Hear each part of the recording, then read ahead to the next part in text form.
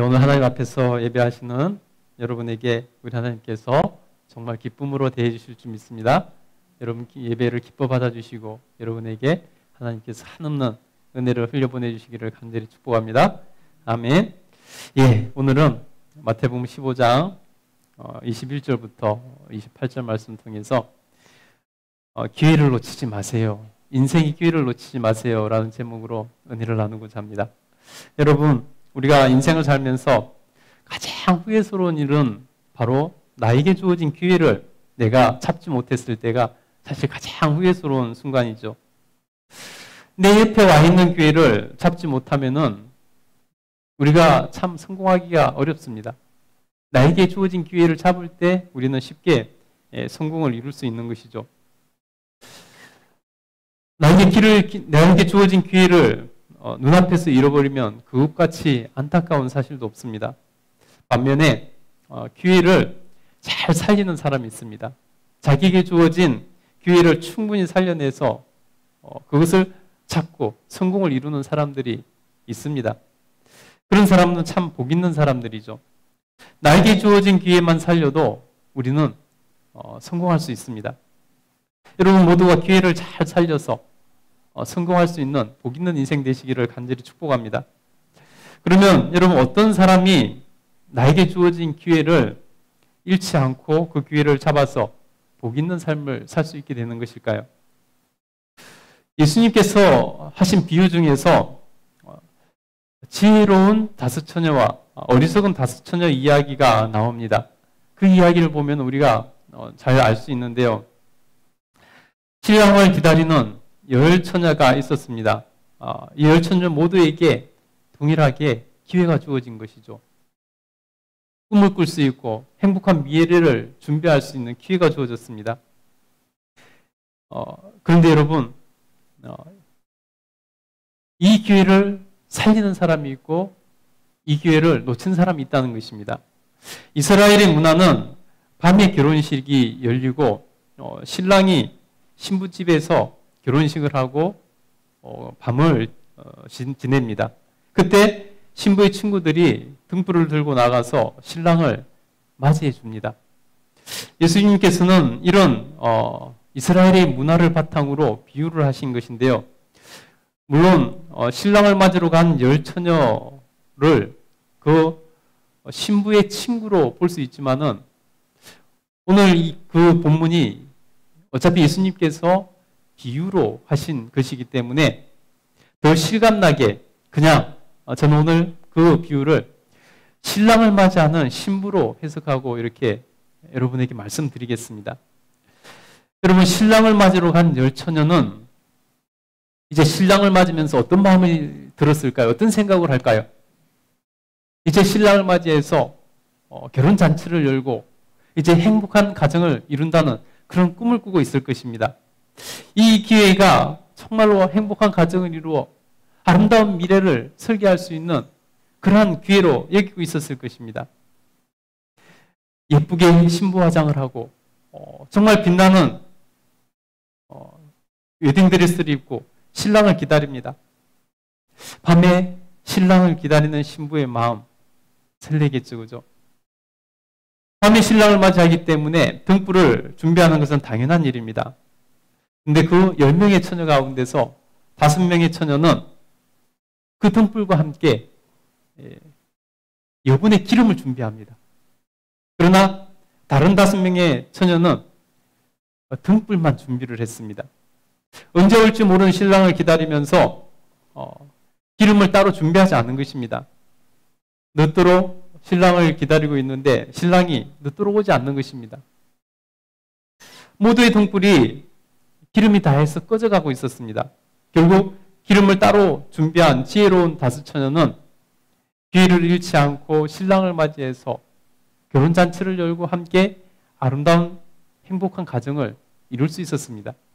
그러나 어리석은 다섯 처녀는 그제서야 기름이 떨어져서 기름을 구하러 갑니다. 그런데 바로 기름을 구하러 가고 없는 사이에 신랑이 지나가 버렸습니다. 이 어리석은 다섯 처녀는 기회를 놓치고 행복한 미래를 꿈꾸었지만은 불행한 미래를 맞이하게 되었다는 것입니다.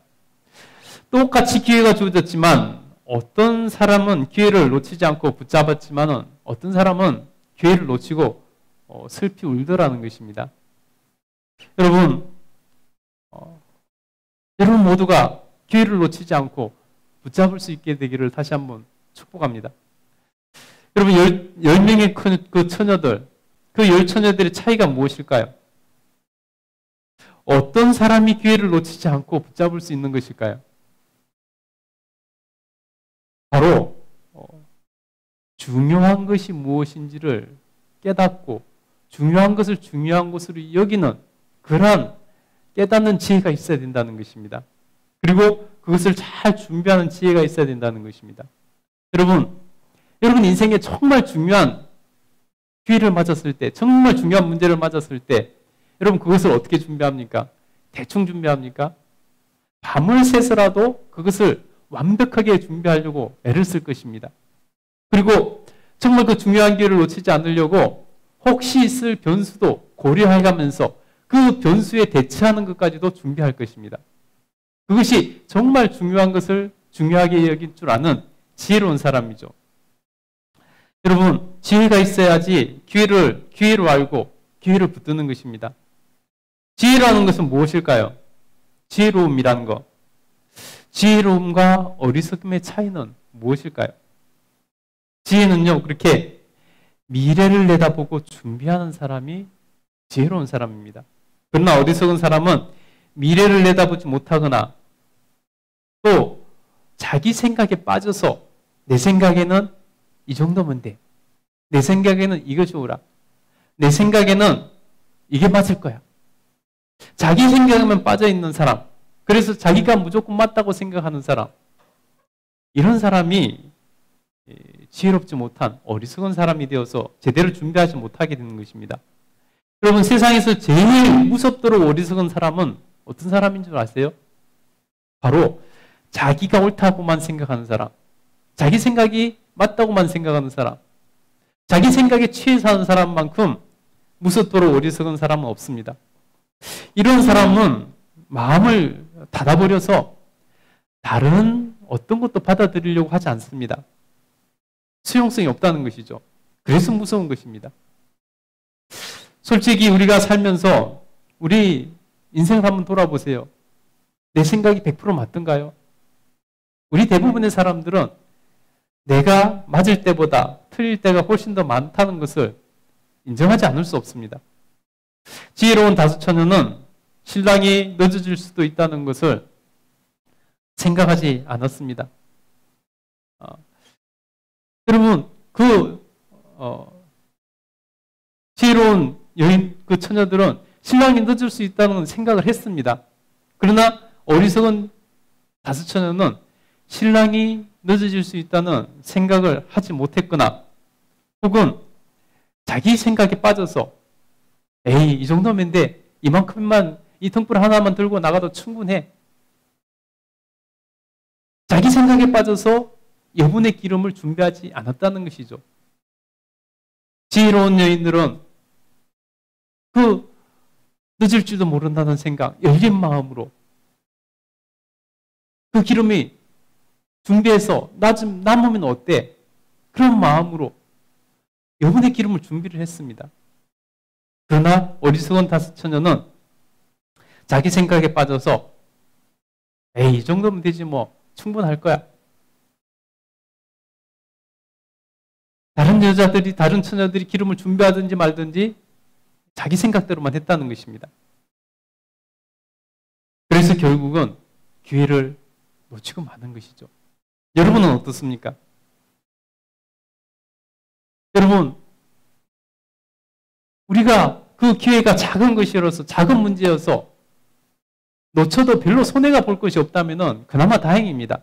그러나 여러분, 그것이 결정적으로 우리 인생이 결정적인 것이고 정말 중요한 것이라면 어떻게 해야 될까요? 그것을 놓치면 얼마나 후회가 되겠습니까? 그것을 놓치면 얼마나 우리가 불행하게 될까요? 그래서 여러분, 기회를 알고 그것을 잘 준비하는 지혜가 있어야 된다는 것입니다. 가장 중요한 지혜가 무엇일까요, 그럼 여러분? 가장 중요한 지혜가 무엇일까요? 가장 중요한 지혜는요, 하나님을 아는 지혜입니다. 하나님의 뜻을 아는 지혜입니다. 하나님의 뜻을 알려고 노력하는 것입니다. 그리고 하나님께 맡기는 것입니다. 그것이 가장 지혜로운 것입니다. 성경은요, 여호와를 아는 것이 지혜의 근본이다라고 말씀합니다. 여호와를 아는 것이 지혜의 근본이라는 것입니다. 그만큼 여호와를 아는 것이 우리 인생의 가장 중요한 기회라는 것입니다. 여러분, 노아의 방주 사건을 여러분 다 알고 있을 것입니다. 노아의 홍수 사건을 다 알고 있을 것입니다. 노아가 하나님의 뜻을 알고 높은 산에 방주를 지을 때 사람들의 마음이 어땠을까요? 사람들이 그 산꼭대기에다가 방주를 짓고 있는 노아를 보면서 어떤 말을 했을까요? 그것도 한 해 두 해도 아니고 무려 120년 동안을 산꼭대기에다가 방주를 지을 때 사람들의 비웃음은 하늘을 찔렀을 것입니다. 저 사람 미친 거 아니야? 저 사람 도대체 뭐 하는 시야? 산꼭대기에다가 배를 짓는다고? 저거 왜 저러고 있어? 내가 알던 노아는 정상적인 사람이었는데 왜 저런 짓을 하고 있지? 한 해 두 해도 아니고 120년을 짓는 그 모습을 보면서 사람들은 비웃었을 것입니다.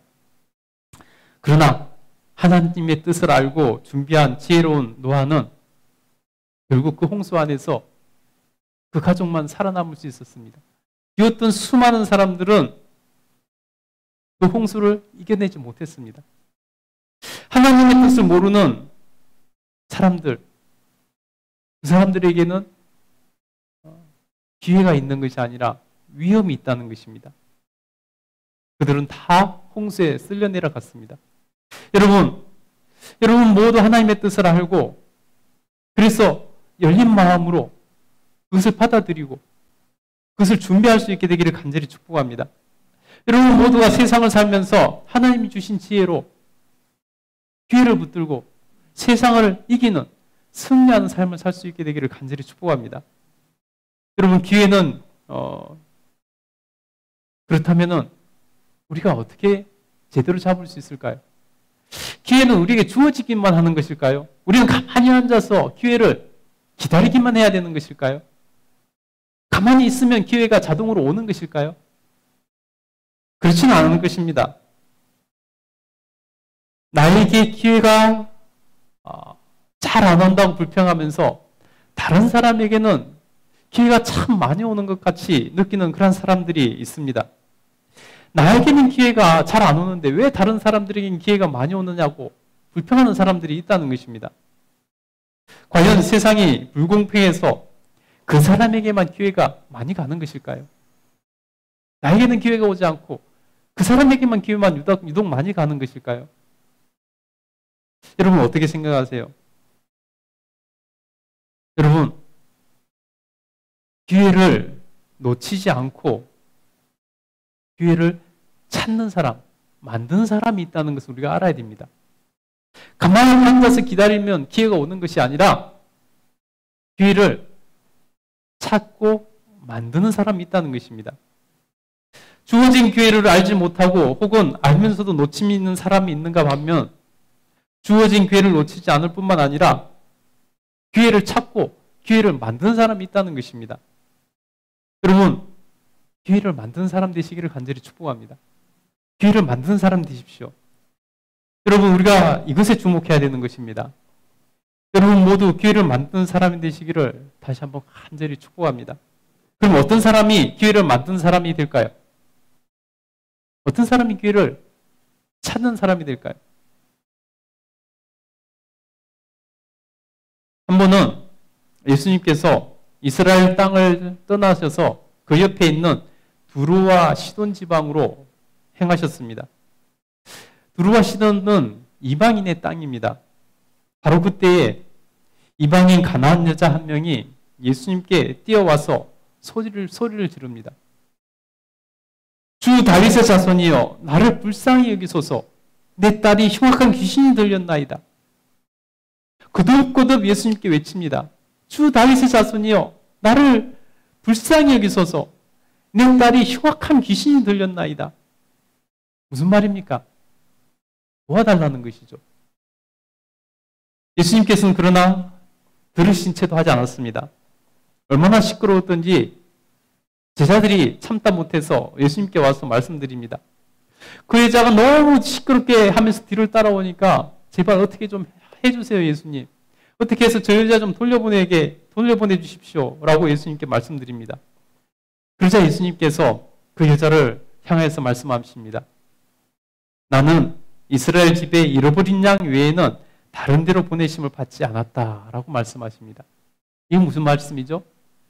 거절하시는 것이죠.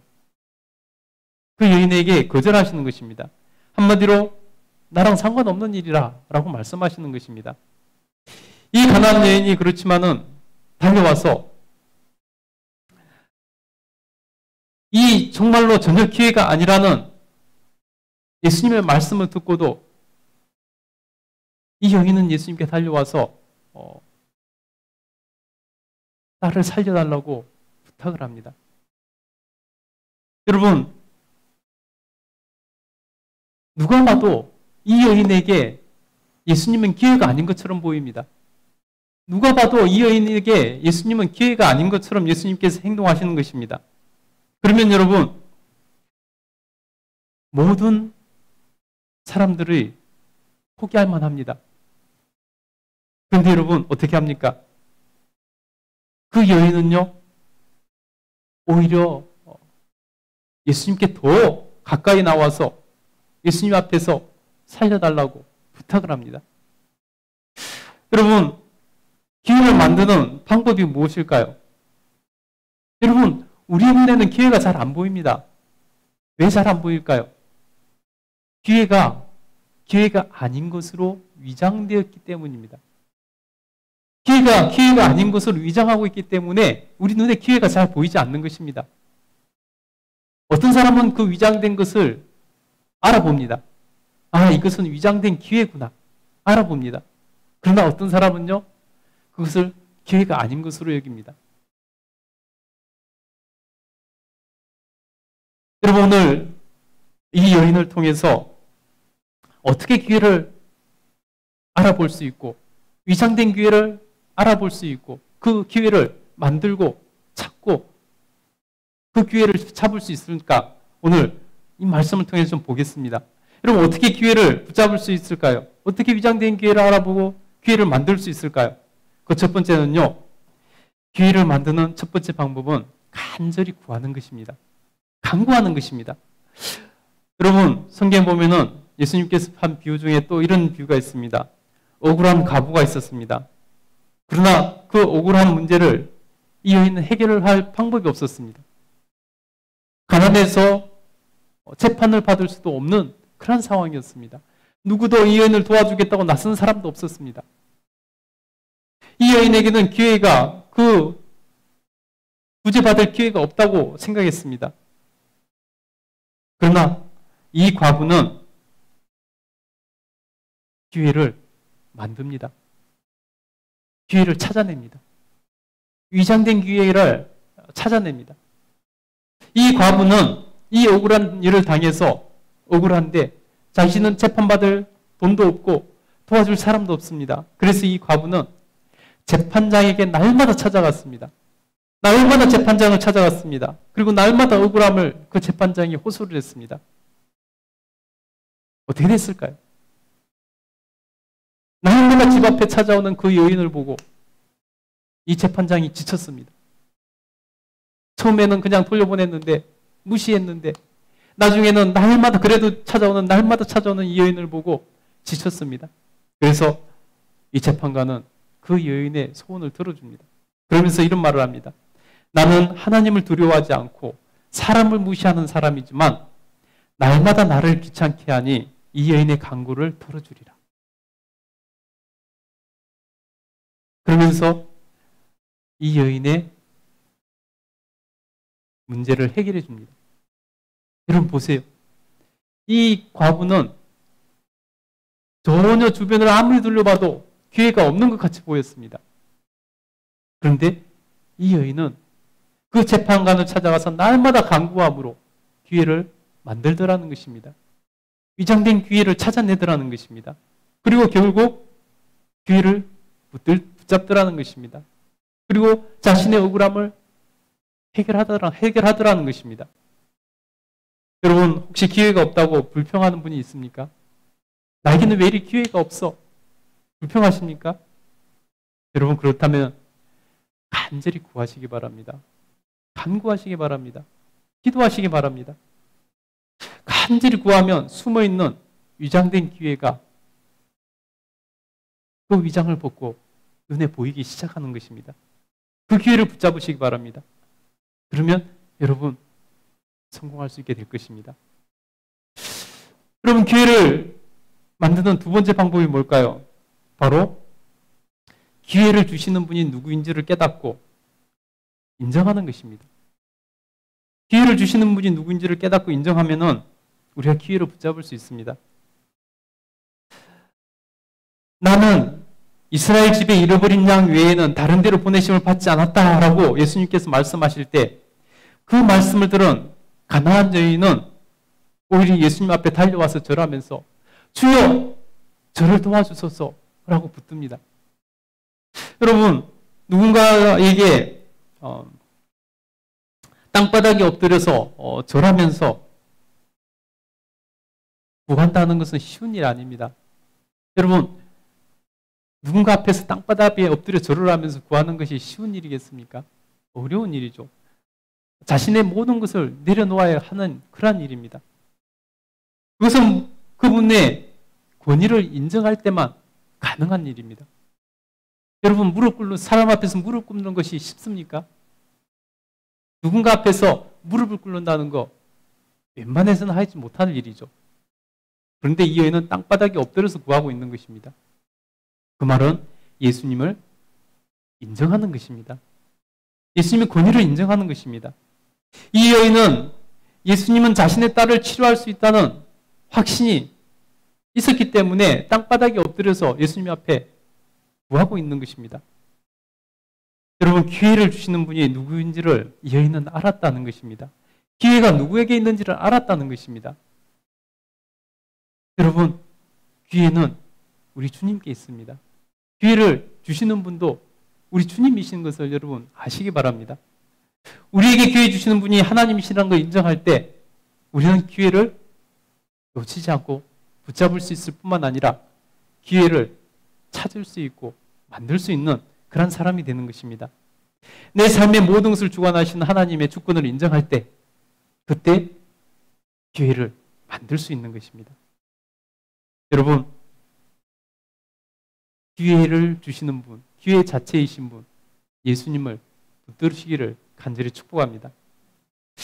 세 번째로, 오늘 이 여인을 통해서, 본문의 여인을 통해서 우리가 기회를 어떻게 만들 수 있을까요? 어떻게 붙잡을 수 있을까요? 그것은 바로 겸손하고 긍정적인 태도를 가질 때 우리가 기회를 만들 수 있고 붙잡을 수 있는 것입니다. 그래도 예수님의 반응은 냉담했습니다. 예수님 앞에 와서 엎드리는 그 여인을 향해서 예수님께서 뭐라고 말씀하셨냐면요, 자녀의 떡을 취하여 개에게 던짐이 마땅하지 아니하니라. 여러분, 이 말을 들었을 때 여러분 같은 마음이 어떻겠습니까? 낙담이 되겠죠. 더 이상 예수님께서 나에게 기회가 아니구나, 예수님께서 나에게 기회를 주시지 않겠구나, 이제 포기해야 되는 것인가 하고 좌절하게 될 것입니다.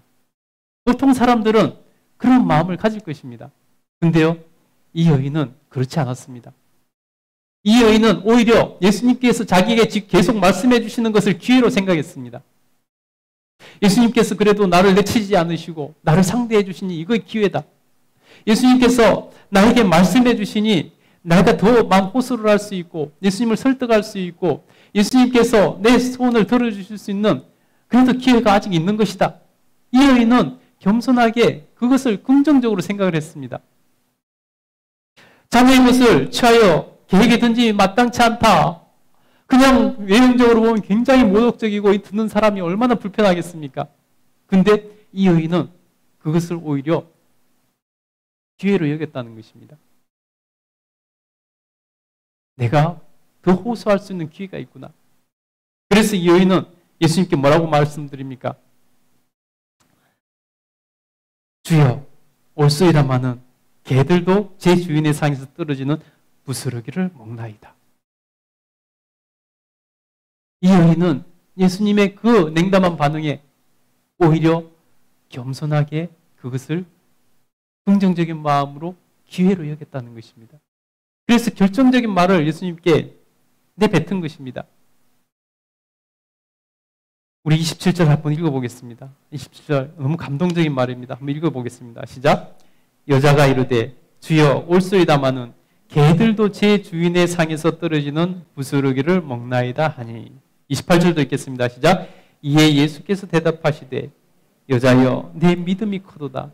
내 소원대로 되리라 하시니 그때로부터 그의 딸이 나으니라. 아멘.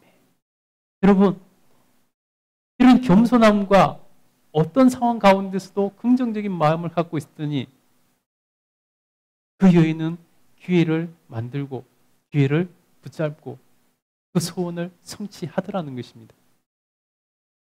여러분, 위장된 기회를 우리가 뚫는 방법, 그것을 그 위장을 벗겨내는 방법, 그래서 그 기회를 찾는 방법은 우리가 겸손하게 긍정적인 태도로 나가는 것입니다.